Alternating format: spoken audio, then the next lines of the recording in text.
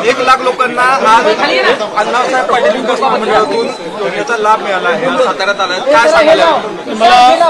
मला अतिशय आनंद आहे की अण्णासाहेब पाटील आर्थिक विकास महामंडळ हे आपण पुनरुज्जीवित केलं आणि नरेंद्र पाटीलजींना त्याची जबाबदारी सोपवल्यानंतर त्यांनी अतिशय प्रामाणिकपणे गावोगावी फिरून मराठा समाजातल्या तरुणांना उद्योजक केलं। 8,500 कोटी रुपये एवढं कर्ज आज वितरित केलं आहे। जवळपास 800 कोटी रुपयाचं व्याज आपण वितरित केलेलं आहे।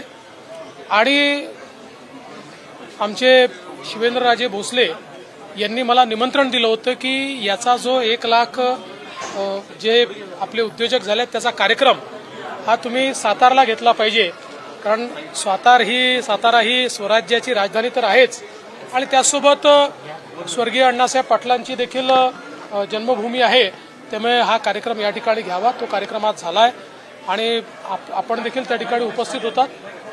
ज्या लोकांचा आम्ही सत्कार केला अतिशय सामान्य घरचे तरुण किंवा तरुणी, पण त्यांनी या महामंडळाचा उपयोग करून स्वतःचं जीवन बदलवलेलं आहे।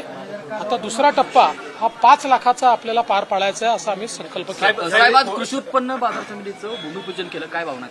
मला अतिशय आनंद आहे। भाऊसाहेब महाराजांच्या नावाने ही कृषी उत्पन्न बाजार समिती त्या ठिकाणी होती आहे आणि त्याचा संपूर्ण आराखडा बघितल्यानंतर मी तर असं म्हणेन की जवळपास महाराष्ट्रातली सर्वात आधुनिक अशा प्रकारची कृषी उत्पन्न बाजार समिती ही इथे साताऱ्यामध्ये या ठिकाणी शिवेंद्रराजेंच्या प्रयत्नातनं होते। साहेब, यावेळेस लोकसभेच्या उमेदवाराला घवघवीत यश मिळालं, पहिल्यांदाच भाजप जिल्ह्यामध्ये प्रवेश करते, पण आता भाजपमध्येच काही लोकांची मागणी होती की आमच्या जिल्ह्यातली जी राज्यसभा आहे ही आमच्याकडेच राहावी। नाही, असं आहे की 2 राज्यसभा आमच्याकडे आहेत, त्यातली 1 राज्यसभा ही भारतीय जनता पक्षाकडे राहणार आहे। तो निर्णय निश्चितपणे आता आमचं पार्लमेंटरी बोर्ड घेईल।